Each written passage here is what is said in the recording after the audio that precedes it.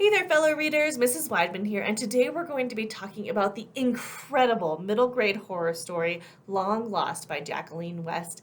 This book is a great next read for any young fan of horror, especially ones that aren't like too creepy. They're just the right amount of not going to stay up all night, like worried about what's going to happen to me, but like, ooh, that was kind of spooky, right?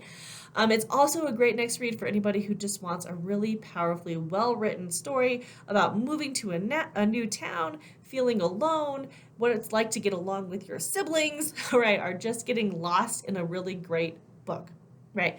Long Lost has it all. So this book is about a girl, and her name is Fiona. And Fiona has just moved to a new town called Lake Lost, or Lost Lake. Sorry. Stay with me. There's lots of losts, right? Lost Lake, right? When she moves to Lost Lake, Fiona is only there because her sister is a really competitive ice skater. And her sister actually is so good she has a chance to maybe one day make it to the Olympics.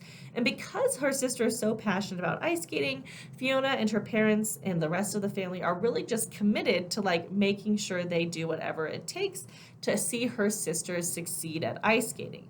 Well, unfortunately, that means Fiona has to move, and she is not happy about it. When she first shows up in town, summer has just started. She, of course, doesn't know anybody. She feels so alone. She's removed from all of her friends back home. And Fiona's just like really mad about the whole situation. Like, she does not want to be in Lost Lake. And who can really blame her? Like, that's kind of a bummer of a reason to move. Right?